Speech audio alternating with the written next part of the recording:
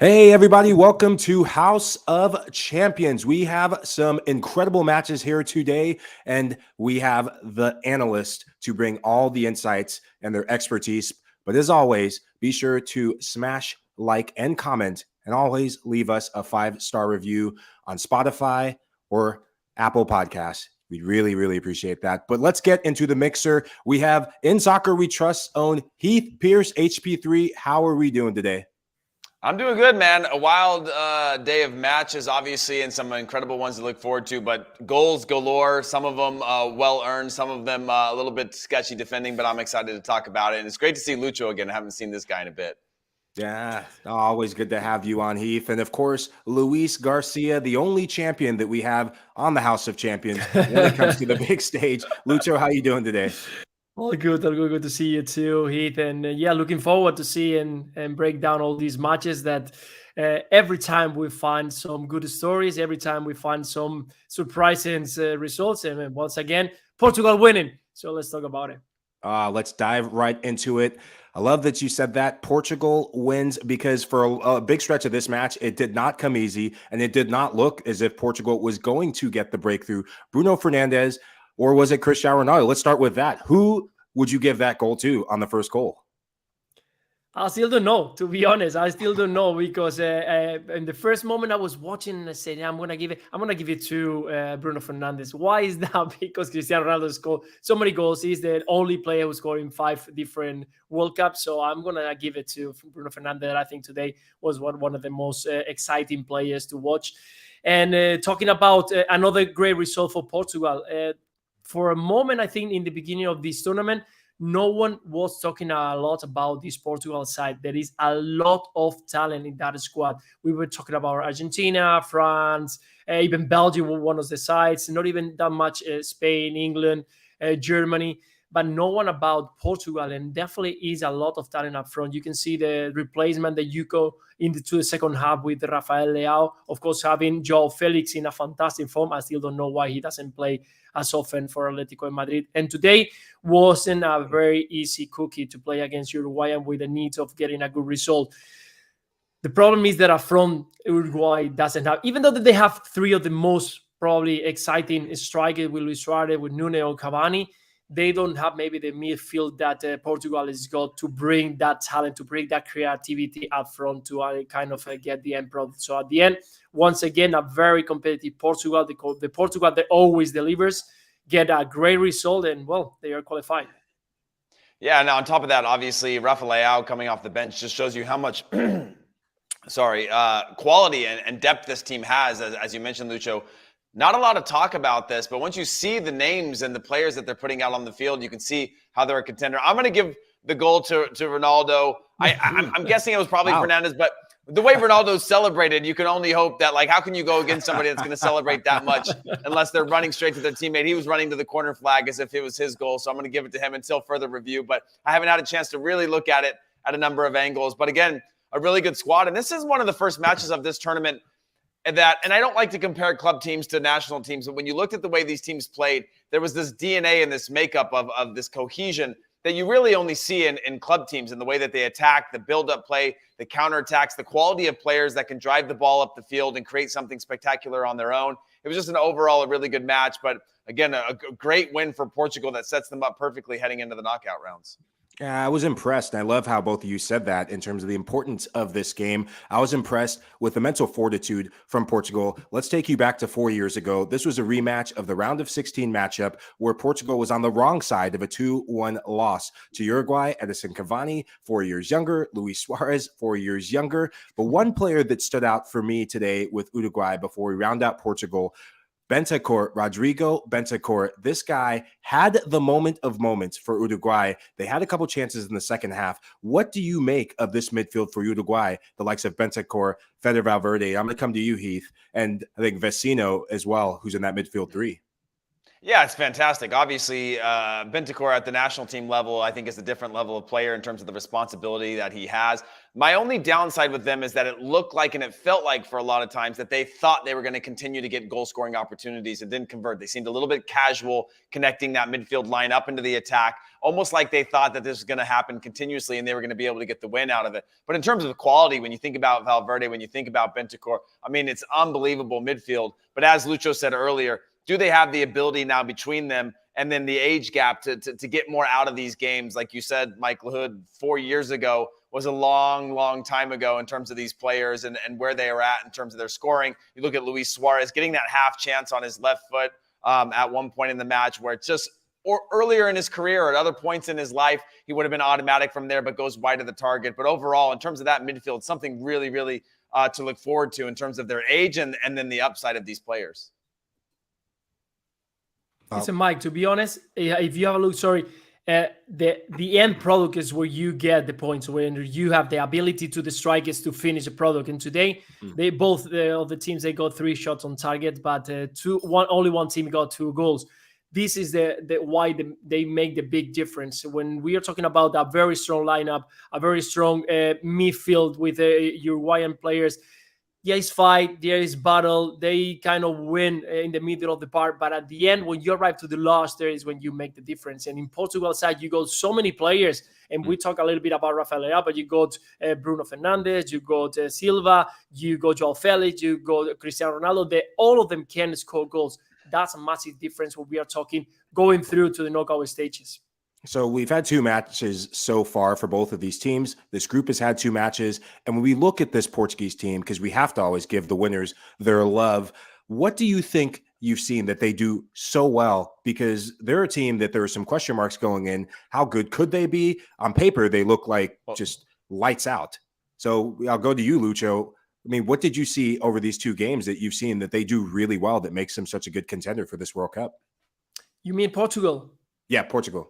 Yeah, because they always compete. I think that there is something in this team. There is something on the DNA of the Portuguese side that they always compete. You can see them playing, suffering, and sometimes maybe not playing well, but they get the result. They get it done. I remember it was like 6 years ago. It was, I think, a European competition that they were almost out of the competition.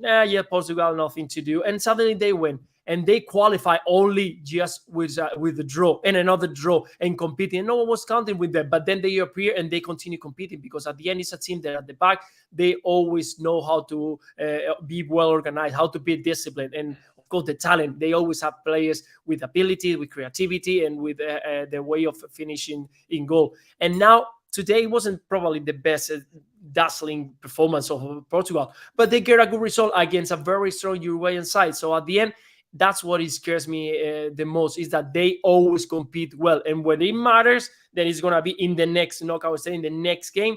That's what Portugal shows. So, yeah, I can see them to be a good contender for the World Cup. Yeah, I agree. Not much more to add to that, Mike, in terms of just this quality of this team, right? They've got the fight, they've got the bite, they've got those guys that are killers. They're willing to put their head where you're not wanting to put your foot. And that's an important factor. And then obviously with the X factors, as Lucio just mentioned, it puts them in a good position to stay within games. They have individual players that can keep them in matches. If the team is not having the best of matches in terms of the aesthetic or their style of play, like a match like today, they still have players that can bring them into the game or win them games, whether that's Fernandes, whether that's Cristiano Ronaldo. They have so much world-class talent around them that as long as they can keep that score line close and keep their defense tight and keep that mental fortitude of fighting, they're going to have chances to beat just about anybody. Just well said from both of you. Portugal, once again, 2-0. Massive victory for them. Massive loss for Uruguay. Makes it all to play for in the final match day. Interesting matchups to come, which takes us to the next match. Ghana, big points, 3 points in their second game against South Korea, a game that really could have gone either way, and a game that delivered all the theatrics, all the goals, and really wasn't a poster child for defending. So coming to you, Heath, what was your overall take in this game? Yeah, I thought Korea came out strong, a very different looking Korea. When I saw South Korea play in their opening match, I thought they were a little bit timid, something that I thought they'd have a little bit more bite to their game. But to see this match, they came with a real plan and a real attitude that they were going to make it. They were going to fight like hell against Ghana and make it very, very difficult for them. And then all of a sudden, you see two balls from wide areas come in and Ghana find themselves up in front. And then to see that reaction again from South Korea to tap back into it to fight, I thought, man, this is Korea's night. They started strong. They had a moment of weakness. They gave up a couple goals. Now they fought themselves back into this game again on two fantastic goals from their number 9 to get into good positions. You could feel that momentum swing, but Ghana did not give up. And again, off of some spotty defending, were able to grind out this result in a day that I thought Korea were probably the better team in terms of how they played collectively. But Ghana doesn't care about any of that. They were out there to get some points, and they were able to take all 3 in the end. Yeah, exactly. It's about winning, and they don't think about just speculation with the score. They just go for it. I think once again the Arsenal player in midfield, Thomas Partey, was incredible. He was holding, he was contending, he was creating that partnership with Iñaki Williams. That at some point here in Spain also, he's a player that plays up front, runs every single time, fights until he cannot even move anymore. He's got that fight to find the net. It's true that he doesn't have always or doesn't capitalize his chances, but he's always that fight. And I always like to give a good shout out because he works every single time so much. And of course, they got this kid, Kudus, that he's been the young talent from Ajax side that is just amazing. He was surprising us in Champions League. We were saying, but where is he coming from? And suddenly, he just arrived to the national team and started showing what is he capable of. A lot of ability, that quick feet that he's got, that ability to finish every single play. So I was impressed once again with him because it's not the first time. And in the other side with Korea, Paulo Bento once again waiting for the last minute to get Kangin Lee. Kangin Lee has been very impressive in La Liga, and I don't know why he tried to use him because his ability is unpredictable. He's very quick. His left foot is just fantastic. And he's just waiting to see. He brings different players in the first 60 minutes to see if they can manage to tire the opponent. But at the end, once again, creative players are very difficult to find, and much more in Korea. So if you have one, yes, use it. And I think they pay off tonight. Well said from both of you. Both of you have seen young talent, been around young talent, been young talent yourselves at the highest level.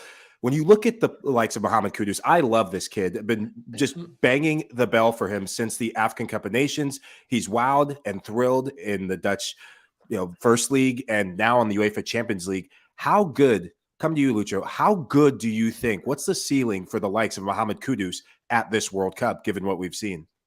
But I mean, big. There's got a big room for improvement. He's only 22. But I like this fearless. He's grabbing the ball. He goes for you. He doesn't wait to see what happened. When you are 22 sometimes and you come, because it's been the explosion, it's been in year and a half, something like that. And suddenly he's got so much confidence. He knows on his game. He knows what he has to do. He knows that when he's in the middle of the park, he needs to play quick and go to try to arrive to that last third. And when he's on the ball near the box, wow, he's just unpredictable. He grabs the ball and goes to you, and he doesn't wait for any other to appear. So I mean, it's fantastic. And where I'm surprised the most is when he's near the area, he just looks for the ball. He doesn't look anywhere else.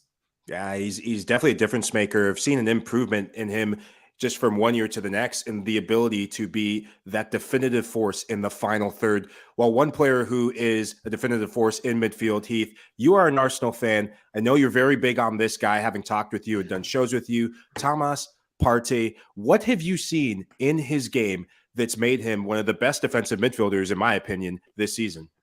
Well, it goes back to the time that I think there was this gap between how good he was and how renowned he was. And I would love to get Lucho's take on this when he was in Spain. He was so good and he was so dominant on the field. He could cover so much ground. He could control the tempo. He just seemed more like a complete midfielder, like we saw in the likes of Patrick Vieira and others, that you just always felt his presence, whether he was getting in hard on the challenge, speeding up the game, slowing it down, just making sure you always knew he was on the field. We're seeing that this season. We're seeing that with his role within the national team right now. And he just has that ability to always be present. And I think in that position, sometimes we ask so much of our central midfielders now, and we expect them to be a 10 when we have the ball, a 6 defensively, an 8 when they need to be. And he's just got so many of those tools that he's really starting to become more of a complete player, which I like. And by the way, on Kudus, before we come back to Partey, this is a player that came through the same club that was my first club, FC Nordsjælland in Denmark, and probably the most exciting prospect out of Right to Dream Academy. Obviously, the Right to Dream Academy that owns FC Nordsjælland now, that developed him before sending him on to Ajax. And he's a player that I think they believe still has more upside than any player that's ever come through the club. So I think, for those that have been watching him for a long time, they certainly believe that he's on a trajectory that perhaps maybe others haven't seen until they've seen him most recently at Ajax. But to get back to Partey there, I'm curious, Lucho's thoughts on just the player the season that he's having compared to what he was like in La Liga, and sort of that gap in between when he first got to Arsenal and the expectations were high that maybe he didn't live up to those expectations. Yes, of course. It was 50 million. It's a lot of money that you spend on a midfielder coming from Atletico de Madrid. In Atletico de Madrid was the key player. It seemed like he was replacing Rodri that moved to Manchester City. So it was a big gap over there, a lot of expectation. But suddenly he became massive into the midfield. He's got the ability to have the ball, to pass, to arrive in second line. He started scoring goals, and when he arrived to Arsenal, everybody was expecting that, but Arsenal was not in the way that is right at the moment. There is a big transition happening on the team. He suddenly got a big injury. He couldn't come back for quite a few months, and that kind of slowed him down. But now at the moment, once again, you can see that when he's on the field, everybody's is got more freedom. Odegaard is having a lot more freedom because he knows that behind him is a player who can cover so much grass, who can cover so much space. And when he's on the ball, he can give you that fluency. He can give you that speed that Arsenal needs to play. So, yeah, it's no ceiling for this party at the moment. And Arsenal is very, very happy to have him back on the team. Yeah, it's no coincidence that the teams that have him in their midfield tend to have more wins than they do losses, or at least positive results, which takes us to this match day 3 in this group, Group H. We have to go with the headliner, Uruguay versus Ghana. A lot of bad blood that goes back to 2010. For those of you watching, to remind you, in 2010, Ghana, Uruguay in the World Cup quarterfinals, Luis Suarez, this guy can't help but be the villain in many, many tales, soccer tales, gets a handball. It's 1-1. And then Uruguay, I think it was Asamoah Gyan, skies the penalty. Uruguay goes on to win and get to the World Cup semifinals. Mike, hold on, Mike. How you gonna skip them beating the U.S. In the round of 16 before you get to that point? Okay, Ghana shouldn't have been. That should have been the U.S. taking on Uruguay, and there shouldn't be any of that history there. So, but we'll leave that for another time. Well, we'll leave that for In Soccer We Trust, and also for after these match day results, because I think it's going to be a barn burner. But quick prediction: Portugal also going. Sorry, I said it wrong. Portugal also going against South Korea in the final group stage match. But quick predictions from either of you. Heath, I'll start with you because you got the fire in your belly. Yeah, it's really tough to say here. I mean, my gut tells me I want to see Uruguay go through, but again, it's that final product, as Lucho mentioned. It all comes down to scoring goals. We aesthetics mean nothing, especially in group play. And on the final match day, they're going to have to take bigger risks, probably put themselves into better positions. I'd love to see them go through. But when you look at that and you look how wide open this is, you can't help but think that maybe the table stands the same. I mean, you can't write off South Korea at any point at all. Ghana have obviously proven that they can be a contender, but when I look at that, it's Uruguay that I think could beat Ghana to be able to maybe sneak out and into the knockout rounds. But that's probably one of the hardest groups for me to predict in terms of who's going to come out on match day 3 or in the group stage match day 3. Lucho, what's your take on this? Yeah, I'm going to go for Ghana, to be honest, because of that, because they got end the product. Yeah, I mean, at the end, Uruguay in 2 games, they haven't found the net for once. And Ghana got 2 for Portugal. They can score. They score 5 goals in the last couple of games. So I think that this team, with the spirit, with the fight that they're going to have, and knowing that if they win, they can go through, this team could be unstoppable. And of course, yeah, they are going to give a little bit of chances. But, well, if the chances are not taken by Uruguay, they're going to go big well. So I'm going to go for Ghana to go with Portugal. Oh, some contentious picks in this final match day. Luis Garcia going for the Black Stars. Heath HP3 Pierce going for Uruguay. We'll see how it all breaks down. Speaking of breaks, we're going to a break next. Don't stop watching. Leo Messi, the man, the myth, the legend, the GOAT. Utterly explosive. The UEFA Champions League. Stream PSG matches live February on Paramount+. Hey, welcome back to House of Champions. Speaking of champions, we have Luis Lucho Garcia here, HP3, a champion in his own right, and me, I'm a champion in my own mind. Quick promo read for all of you. The soccer world's eyes are focused on Qatar for the biggest event on the global stage. Stay up to date with every story, every heart-pounding moment with the Golazo Starting 11 newsletter from CBS Sports. It's your ultimate guide to the beautiful game, taking you beyond the pitch and around the globe with expert analysis of everything you need to know in the soccer world. Sign up today for free at cbssports.com/Golazo. Once again, the Golazo Starting 11 newsletter, and you can sign up for free at cbssports.com/Golazo. We got to pay the bills, folks. We got to do the promos. Now on to the good stuff. The game that got me up out of bed, and I think most of you, Lucho, you're hours ahead of us. But before we get into that, big update coming from Fabrizio Romano. Big news in Turin. Juventus, just when things were going well, seems like the house is back on fire. The entire board stepping down, including their president, Pavel Nedved, as well, the vice president. Andrea Agnelli stepping down as president, Nedved as vice president. Just a quick word from you. What the hell is going on in Turin, and how does this affect things for Juventus after the World Cup? But I listen to first thing. What is happening is World Cup. No one has to be doing anything. They have to be training. And what's it? I mean, I still don't know. I was shocked when I heard about this news, and it's a big mess because when, like you all said, when you think that you have time to start recovering, start focusing, and getting confident, you got a few good results just before the break of the World Cup, and then suddenly you think, okay, now we're gonna work. We're gonna wait for the players we got around, and let's see if when they come back we can get stronger and get back to those top positions in El Calcio in Serie A. And this, I don't know where it's coming from. We'll have to wait and see Fabrizio Romano to explain a little bit more, but definitely is a massive blow for a team that it was trying to get back to the old days, trying to get back to the top positions. And now they're going to have to wait and see who is going to get those positions on the board.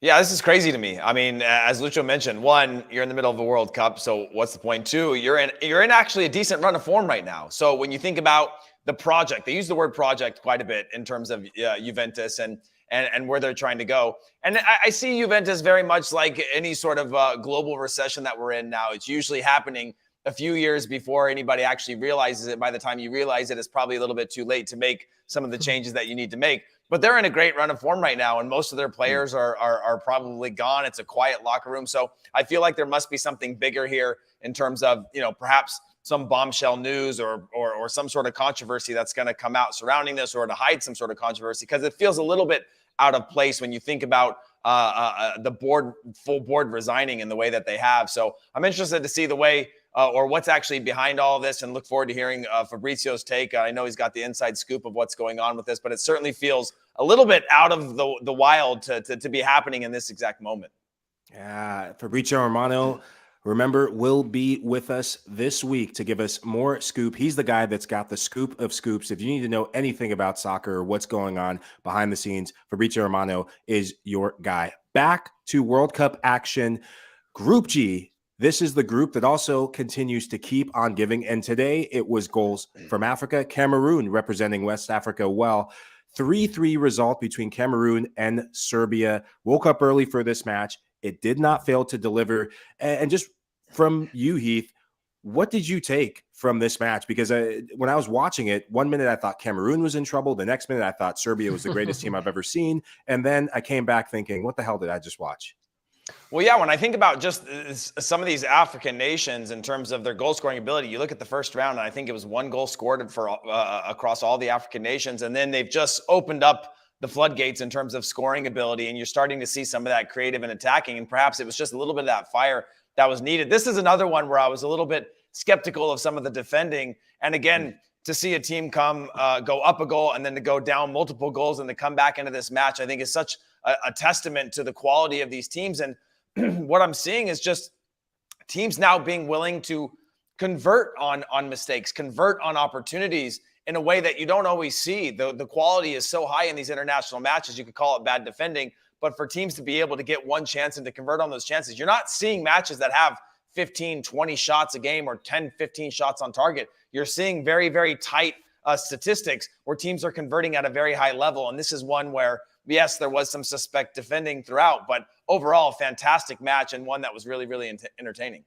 Yeah, definitely. And well, I was expecting something like this from Cameroon side, much more after knowing what happened with Onana when he was leaving, apparently because he didn't agree with the coach to be involved in the team that he plays just long balls or doesn't like to build from the back. It was kind of weird. So that kind of make a little bit uncertainty into the dressing room. And then there are normally African teams, they kind of lose the organization, the discipline, so they start making mistakes at the back. But I wasn't expecting that from the Serbian side. I mean, this is a team playing with 5 at the back. They always keep very tight, very together, and you got players up front that they are always creative. They go always a good chance to build and to do something, scoring goals. But nothing at all to concede that way and allowing to score in the last part of the game 2 goals. I think it was a very poor result for them. They could have done it and almost have a one foot in the next knockouts, but at the end they allowed to Cameroon to believe that they have something to say on this World Cup. Yeah, I thought that we got to see both teams in spurts at their best and at their worst. For Serbia, really impressed with that front three. Dusan Tadic getting involved in terms of supply line to that front line. Mitrovic getting that all-important World Cup goal. Milinkovic-Savic, a player who's thrived, leads Serie A in assists. And I'll come to you, Lucho. When you look at this Serbia team going into that final matchup against Switzerland, what do you think favors them, or what do you think, I guess, how would you assess their chances going into that final matchup against Switzerland, given what you've seen today? Yes, Mike, I was thinking about that, and I was looking at the team. Switzerland, once again, is a team. I was watching the game. It's a very well organized, very tough. It's difficult to find a way of breaking them in defense. But once again, the end product, they don't have players that they can manage to score goals. Vargas on the left side and ball at the front, but no players who really can score 2 goals in a game. That's something that worries me a lot. We've been talking that in World Cup, if you work from the defense onwards, you have a lot of chances to win. But definitely you're going to need players up front who can make and capitalize your chances. And I don't think that Switzerland is going to have. And you see the Serbian side, you got talent there. Kostic, Tadic, players who in the last end, yes, with one set pieces can score a goal. Tadic, that he's fantastic with his left foot, and the same like Kostic. So at the end, even though they will do later prediction, I think that Croatia have more chances here. Serbia's got more chances to go through. I think they're gonna be able to break that line because at the end they know how to hold at the back. I like agree with that that. shot. Go on, Heath. Yeah. No, I was going to say I agree with that quite a bit. I mean, Switzerland are very much your upper mid tier European style team. They're disciplined. They're very tactical in the way they play. They're not going to make a lot of mistakes, but where they're strong in that regard, they don't have that big star, right? They play in a cohesive unit, and they're only as good as that cohesive unit is on that day. Whereas when you look on the flip side, for Serbia, when you talk about that front 3 or front 4 players, whether it's Milinkovic, Savic, Tadic, Mitrovic, as you mentioned, Kostic, as well as some of the players coming off the bench, they have an ability to score goals. They have that creative flair. They have that ability on any given day. One of those players can rise to that challenge and do something spectacular for the team. And I think that could be the difference. So I like their chances on match day 3 of being able to get that result against Switzerland. Although Switzerland are not going to give them a ton of looks, I still think that they have the quality to be able to go through. And a lot of people's dark horse in this tournament, in terms of when you look at the quality of player they have in the attack, a lot of people see them being able to potentially make a run with that quality. Yeah, Rafa Cardenas echoing one of the funniest Rafa's comments always of the day. So Rafa says Switzerland are the Volvo of international teams, sturdy, reliable, and ultimately boring and predictable. Sounds like something our very own James Benge would say, but he's not here, so we won't account for Benji's thoughts or concerns. He usually puts those around the U.S. men's national team, so that's why we're not going to mention any more of that, because I know how you and I feel about that. He's got to be quiet right now. He's got to be quiet.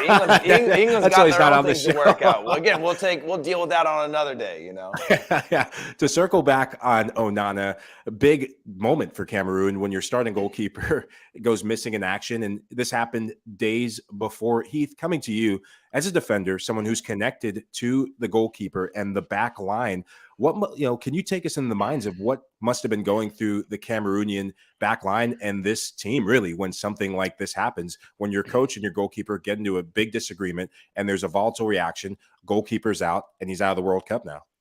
Well, I mean, I didn't read the full press statement, but from what the words that I did read, and I could be wrong on this, it was temporarily suspended from the team. And so I don't know if that means for the remainder of the tournament. I haven't read the full release, so I'd be interested to hear more on how that's going to play out. But it's always a distraction, right? We're seeing this right now on the U.S. side between Gio Reyna and Greg Berhalter and all the speculation and rumors.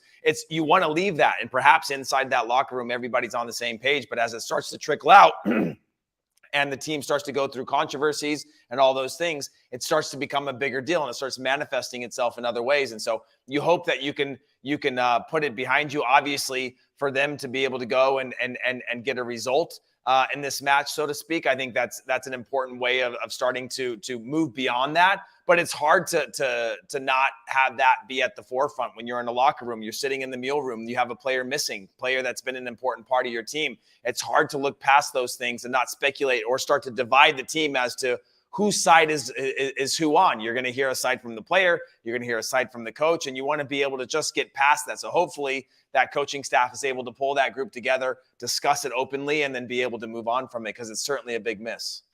And you could see some of the impact on some of the goals today. And coming to you, Lucho, if you're Cameroon, you're going up against Brazil, which is no easy feat, which is probably the worst team next to Argentina, maybe Portugal, what they've done in today's match, that you could have in a decisive game. When your backs are up against the wall like this, if you're Cameroon, is there anything that you saw that gives you hope in this final matchup against Brazil? To be honest, no hope on this one. First of all, because now after this result, it's gonna give you need, and the needs come pressure, and the pressure gets anxiety, and anxiety gets frustration, and all that is what Cameroon is gonna feel it. And you go on the other side, a team that first of all is qualified, second of all is probably one of the best squads that you can see in this World Cup, and third of all, the rotations that you're gonna see. So you're gonna have players that they want to show to the manager that they are good enough to play in the next coming years, that they can count on them. So they're going to have an extra effort on that game. So the talent together with the hard work, I think is going to be unbeatable. This Brazilian side on the last game. So very difficult for Cameroon to get something on that game. And with the quality that this Brazil team is going to front, I just don't see Cameroon doing or getting something. I'm right there with you on this one, Luch. So I think there's a snowball's chance in hell, maybe a snowball's chance in the volcano that's erupting in Hawaii as we speak. Shout out to all the people in Hawaii. Hopefully they're safe, because Cameroon, you had your chance. You absolutely blew it. Only bright spot I see for Cameroon before we go to the preview of tomorrow's matches is one of the first times we see Vincent Aboubakar and Eric Maxime Choupo-Moting. Choupo-Moting cannot stop scoring this season for club and country. Wonder if they start together and if good things happen. Miracles do happen in the World Cup, but not this World Cup. Moving on to Tuesday, speaking of potential miracles, crossing my fingers. You know where I'm going, Heath. You know where I'm going. I'm just going to let you take it. In Soccer We Trust's own Heath Pierce, U.S. men's national team going up against Iran. Group B, we'll start with that for a preview. England versus the lowly Welsh. Heath, take it away. So for anybody that's curious, you can catch the full match preview on US versus Iran on In Soccer We Trust. You can head over to the YouTube channel or ISWT Pod on Twitter to be able to follow us and stay up to date on all things US men's national team. But for this game, there's so many ties into this match. Obviously, both teams came to life in their second matches in the group stages. The US still having left 4 points on the table after being able to get 3 points against Wales and giving up that late penalty, and then against England, being the better of the two teams, but still only leaving with a point leaves a lot to be desired. Again, when you go back to some of the points that Lucho talked about, you got all the tools, but we don't have anybody that can score goals for us right now. We don't have anybody that's able to put the team in a situation where they're going to say, okay, whether we're playing well or not, or we're against the run of play or with the run of play, I'm going to convert for this team, whether it's a set piece or not. We don't have that person right now. We've seen some flashes, but in this game against Iran, it's going to require somebody to be able to do that. Yes, the team collectively is going to have to play well, but somebody's going to have to be the star in that big moment and put the team on their shoulders. If they don't, then I think this team is not going to be able to get out of this group, because Iran only need to get a draw. They can play a little bit differently. They can play more conservative. They can change their lines throughout the game. They can play a little bit more tactically, where the U.S. is going to have to take some higher and more strategic risks if they want to get out of the group. I still like the U.S.'s chances. I want to see the best players get on the field. I'm not sure we'll see that with the way that Greg Berhalter wants to play. The biggest question is around the 9. Who is going to be the 9? Because we've tried Josh Sargent there. And we've tried Haji Wright there, neither of which have really performed in that situation, and we haven't gotten a lot of goal scoring production. So it's going to come down to what those final changes are in the attack, but ultimately it's going to be a very difficult result, added to the pressures and the stresses of everything happening between the U.S. and Iran politically, both on the social media side as well as all the things happening off the field. So it's a lot to play for. I'm nervous about it, but I can't wait. I can hear that in your voice here. But definitely my concern, and I will throw you back to you once again, is we've seen in 2 games. I think that the midfielder with Taylor Arman is just fantastic. I know he understands what is needed. I think it is one, and for me, the best player at the moment in the U.S. national team, because he understands very well what is needed in every single moment and every single phase of the game, when it needs to be slowed down, to get faster. He's covering so much space. He's covering the other players with McKennie one side. But my concern is, where are the players like Aronson and Gio Reyna, the creative player? Once again, it's so difficult to find players who can break lines of defense, who can make something unpredictable. And when you got players like them, that when they are on the ball, we've seen Gio Reyna just grabbing the ball in half of the pitch and beating 4 players, just dropping the shoulder. You need these kind of players when you need to create chances. You are not creating enough chances. You will mention that you don't have a player who can end the pro from nowhere. You need 4 or 5 chances to get maybe 1 goal. So you need these creative players. So the defense to the opponent side can be worried about them, because they don't know how to control it. They move so much. Why Pulisic is such an important player for this U.S. national team? Because he appears so many different. He's got the freedom to go anywhere else, and he can turn to the right, turn to the left, change the speed, shoot with the right, pass with the left. So these kind of players are so important. So I was missing Gio Reyna and I was missing Aronson in the last couple of games, and that's why I don't know what are your thoughts. But the midfield is strong. It's a lot of fight. It's a lot of a battle over there. You can control it, but you don't have that player who can link with the players up front. I fully agree. Go on, Heath. You take this. Mike. No. I mean, my only thought to that is I fully agree. I think that's been the problem, right? Is what is the balance? You look against the U.S. and it took us 25 minutes, or against England, sorry. It took about 25 minutes to settle in, where you saw not just one player like we usually do, but 3-4 of the young guys kind of look each other in the eyes and go, okay, we can match up with these guys. We can play against these guys. We can compete. That was on the competitive level. That was the fight level, right? But then you need to start adding those creative pieces. And when you miss those, you leave it to, again, a moment of brilliance, as opposed to the run of play of really forcing England and now Iran to have to fear you and respect you and say, okay, man, force them to the right side. Okay, the right side's now getting overrun. Let's get them back to and really tried to constantly having to solve problems. So I think it's certainly an issue. Hopefully we get to see some of those creative players on the field, though I'm not holding my breath at this point. Leads me to ask you guys this. There's 2 burning questions. I'll leave the last one for when we go out. We go out on a high as always. But my first burning question, and I'll ask you this, Heath, and then Lucho. Given what you've seen, you're Greg Berhalter. You said it yourself, Heath. 2 strikers didn't deliver. At what point do you play Jesus Ferreira, or do you just go back to one of the other 2?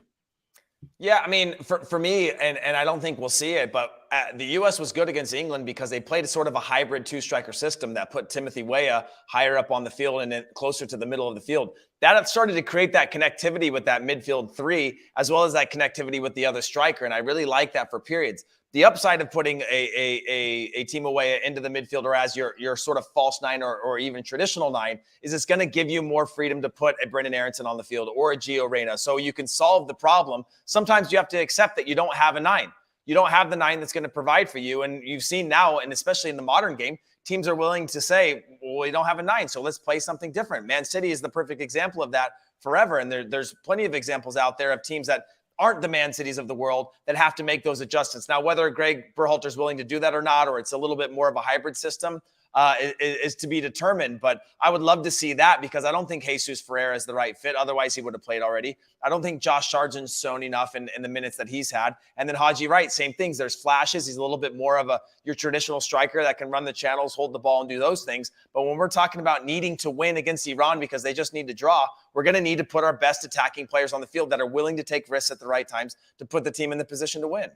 Yeah, I'll go that Spain doesn't have a number 9, but you go 3 players with a lot of movement, a lot of creativity, with a good sense of what is happening around the box. So I think my big concern is in the middle, where you got Yunus Musa, you go McKennie, that they are very similar players, strong, quick, that they can arrive from second line. But at the end, when you are talking about that pass, that last pass, that find the gap, that find that right moment, the pass in the right moment, the last there, I think is missing. That's why I'm missing something. Maybe I'm not saying changing the whole system, but at least adding someone else who can bring something different. That's my only point and my only concern up front.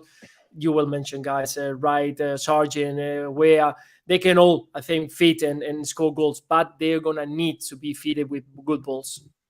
Lots of questions, big questions for Greg Berhalter to answer.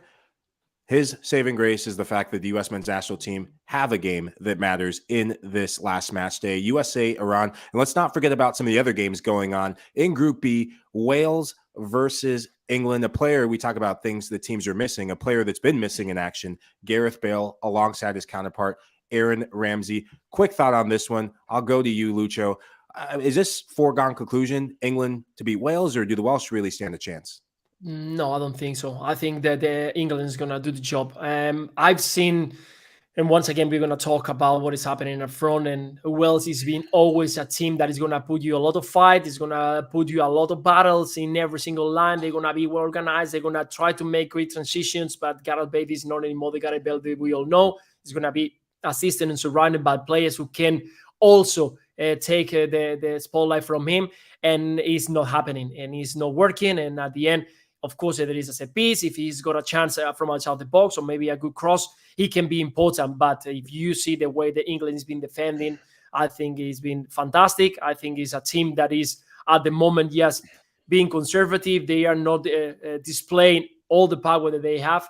And I think if they're going to need, they're going to put one more year and we'll just get the win. And I think that Wales doesn't have a chance. Maybe they will shut me down after the game with a 2-0 win. But that's the way I've seen at the moment. HP3 going to the next match, the big one in this group, alongside, I think, one of the biggest matches for dark horses at the FIFA World Cup. Group A, Senegal, Ecuador. I mean, these are two teams that a lot was talked about, not so much Ecuador, really people getting a lot of hope and belief about this Ecuadorian team. What do you see going in this match between the two?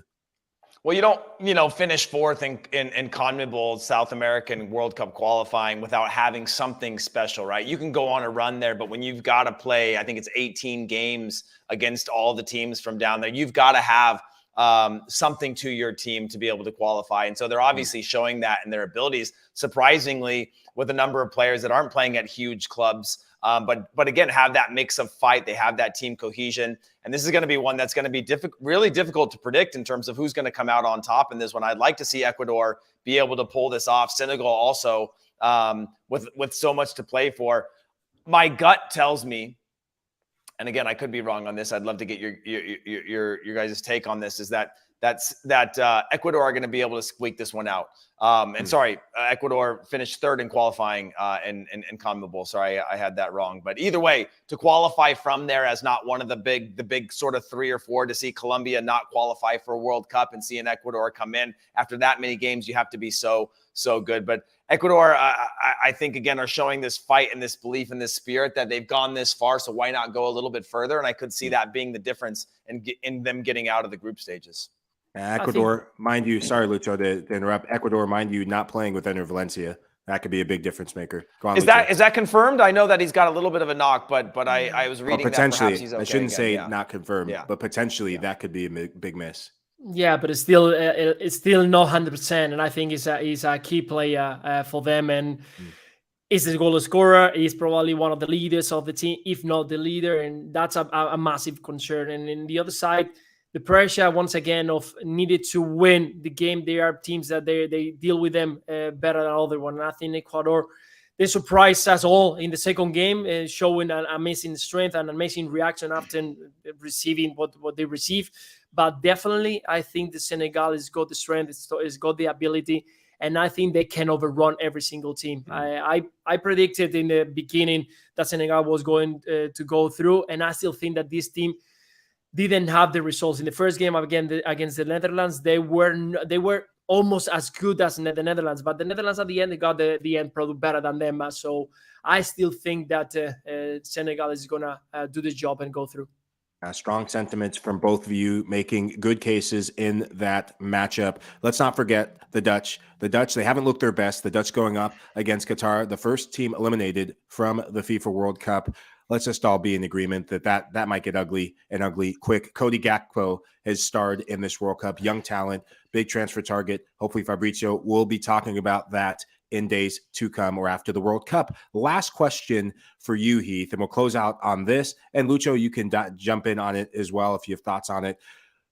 Given that final match day, U.S. has a good chance. If the U.S. qualifies for the round of 16, which team out of Group A would you prefer them to face? I would say probably Ecuador. I think it's probably their best chance, again, stylistically in terms of the way that they'll roll out. I think if they are, I think the U.S. just traditionally hasn't fared well against some of the African nations, just in terms of meeting the demands of what that game is going to take, staying disciplined in those moments. I think the U.S. would match up much better against an Ecuador side who could be a little bit more predictable. I think Senegal has a few more X factors that could punish the U.S. as well. And then obviously you don't want to face Holland because they've got so many good quality players that you just hope that they finish top of the group, which I think they obviously will, playing against Qatar in their final match. But that's the way that I see that. I think Ecuador would be a good matchup. I think the U.S. have always done decently well against Ecuador when they faced off, generally in friendly matches, but still that stylistic play, I like that. If you look again against a team like a Senegal, I don't like the odds for the U.S., so I think that's somebody that you want to avoid. As Lucho mentioned, they've got so much quality and talent, even without Mane, that they just it's tough. Yeah, it will be tough, but unfortunately, it looks like it's going to be the Netherlands. But if you want to face the Netherlands, you don't want to face the Netherlands from the qualifiers. You want to see face the Netherlands that they are at the moment with a lot of doubts. You can see the players' body language around, looking at each other, like saying, what is happening? I saw the other day, Frankie de Jong, at the end of the game, receiving the MVP, just talking about we didn't play well. Why they gave me this trophy? And he was coming down, grabbing the ball from the center back. There was no movement. Klaassen wasn't appearing in the center of the park. There is a lot of doubts on this team, and of course, they still not having a center forward who can give them enough goals. So if you want to face the Netherlands, you want to face them now in one game and with a lot of pressure to going through. So why not? Why not? You can see a chance over there. Hey, Mike, real quick. The reason why I said Ecuador is because you guys didn't ask me what my predictions were for England-Wales. Wales are beating England, and the U.S. is finishing top of the group.